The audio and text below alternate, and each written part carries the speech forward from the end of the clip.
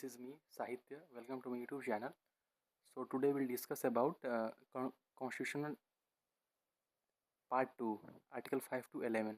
So let's begin. First of all, we'll discuss, as of now, we have already talked Part 2, Indian Constitution, Citizenships. Okay, so Article 5 to 11. This is very important topic. UPSC Prelims, UPSC GS2 and essay, and it will also help to uh, in interview. Part 2 explain. Then what is citizenship take, and who becomes citizens of India at the commencement of Constitution? What happens to people affected by partition? Why India follows single citizenships? Who controls citizenships law? So further in this video we'll discuss. So constitutional position, part 2, article 5 to 11, and topic is citizenships. First of all, we'll discuss introduction and meaning of citizenships. Citizenships means full and legal memberships of a state. A citizen enjoys civil rights, political rights, and also constitutional rights. For example, right to vote, right to contest elections, eligibility of constitutional offices. Why was citizenship a major issue? At independence, India was partitioned and massive migration happened between India and Pakistan. Millions crossed borders. Therefore, constitution makers had to decide who is an Indian citizen. So, answer is we'll discuss in this video. Nature of nature of constitutional citizenship provision, very important UPSC point of view. Article 5 to 11 deals with citizenships at the commencement of Constitution, 26 Jan 1950, not permanent citizenships law. So it gives and provisions in Citizenships Act 1955. Parliament law later came through. So we discuss Article 5. What is Article 5? Citizenships at the commencement of Constitution. Core idea was a person becomes citizen of India if he had domicile in India and fulfilled one condition. And what is conditions? So conditions under Article 5. A person must have domicile in India and plus any one of the following. So first one is born in India, second one is either parent born in India, and third one C, ordinary residences in India for 5 years before 26 Jan 1950. So here two words, domicile and residence, we'll discuss. Meaning of domicile is, it is very important conceptual topic. Domicile and residence, there is difference, so we'll discuss domicile and residence. Domicile means permanent home, intention to remain, and residence means temporary stay and may leave anytime. For example, a student studying in Delhi may reside there, but domicile may still be Bihar.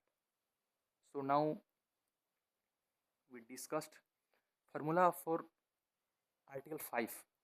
Domicile plus any other equal to citizenships. Okay, so we'll move to Article 6. Article 6 talks about citizenships of migrants from Pakistan to India. So P to India. Okay, this article dealt with people who migrated from Pakistan to India, as we discussed, because partition created refugee movements at that time. Two categories under Article 6. Category 1, migrant before 19 July 1948. Okay, and condition, persons parents and grandparents born in India, and second one is ordinary residing in India since migration. Okay, and category 2 is migrant after 19 July 1948. Condition is registered required, registration required, and 6-month residence before applications. Okay, so why 19 July 1948 is so important? Because permit system was introduced on this date. That's why 19 July 1948 is so important. After this date, migration became regulated. For then we'll discuss example. A family came from Lahore to Delhi, June 1948, simpler condition, and August 1948 registration compulsory.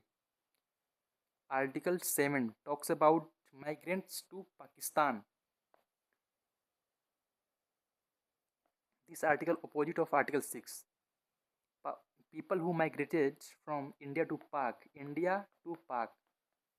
for them, this article deals with Article 7. Okay. So main rule is if a person migrated to Pakistan 1 March 1997, then he or she would not be citizen of India. But exceptions there, if that person later returned to India with permit for resettlement and permanent return, then citizenships could be restored. Okay. I talked recently exceptions. There is exceptions. Article 7 talks about an article more strict than Article 6 because constitution makers were handling partition complexities. And we'll move to Article 8. So Article 8 talks about citizenships of persons of Indian origin abroad, PIO. This article deals with Indian living outside India. Okay. Conditions: persons qualifies if self parents grandparents born in India as per the Government of India Act 1935, residing outside India if someone registered with Indian diplomatic and consular officers. Okay, so example, an Indian origin family living in Burma, Sri Lanka, and South Korea, etc., could obtain Indian citizenships through registration. Importance: what is this shows in this shows India's emotional and legal connection with diaspora. Okay, so we'll move to Article 9. Article 9 talks about no dual citizenships. Key provision is if a person voluntarily acquires citizenships of another country, he or she ceases to be Indian citizens. So it talks about dual citizenships. So move to the next one. And what is the meaning of Article 9? So single citizenships India as follows. Unlike US and no dual national citizenship systems in India. Examples: if an Indian voluntarily becomes Canadian citizens, then Indian citizenships ends. Nice. UPSC concepts: single citizenships, common citizenships for entire country, no separate state citizenships, provincial citizenships. Why important? It promotes national unity and also integration and equality. Okay. Then we'll move to the Article 10. So Article 10 talks about continuance of citizenships. Every person recognized as citizens under Article 5 to 9 shall continue as citizenship subject to laws made by parliament. Okay, then what is the meaning? Meaning is citizenships continuance unless parliament changes law. Okay, link with citizenships act 1955, it talks about citizenships. Article 10 creates constitutional continuity. And we'll move to Article 11. So parliament's power regarding citizenships, this is the most important article conceptually. Provisions is parliament has power to make regarding laws. First one acquisition, second one is termination, and third one is regulations of citizenships. What is result oriented of? Then Parliament enacted Citizenships Act 1955. Why Article 11 is so important? Because constitution makers knew citizenships issues would evolve with time. Therefore, Parliament was given flexibility. And so modern relevance, Article 11 becomes basis of Citizenships Act amendments, CAA, and also OCI provisions and CAA debates. So we'll discuss forward. Citizenships Act 1955 important for UPSC linkage. Modes of acquiring citizenships. Method है. There is method. There is meaning. So by birth, born in India. By descent, parents Indian should be. by registration through applications, by neutralization, long residence, by incorporation. Territory joins India. If someone was from Sikkim and Sikkim became part of India, then he or she will be in Sikkim. There is people who will automatically citizenships of to be taken in Indian. Loss of citizenships. Okay, then we have discussed over their gain of citizenships, and now we'll talk about loss of citizenship. So method there is and there is meaning. Renunciation. What is the meaning of renunciations? Voluntary surrender and termination. Acquiring foreign citizenships and deprivation. Government removes citizenships. See, and what is difference between single citizenships and dual citizenships? India and USA. In India, single citizenships, and in USA, dual citizenships. One national identity in single citizenships, and states plus national citizenships in dual citizenships. Important UPSC concepts. So first one is India follows single citizenships, promotes unity, fraternity, national integration. And second one is citizenships and fundamental rights. So some rights available only to citizens. So there is right and articles. Equality of opportunity and public employment deals with Article 16. And second one is freedom of speech for only Indian citizens. So article is 19. And third one is cultural and educational rights. Article 29, 30.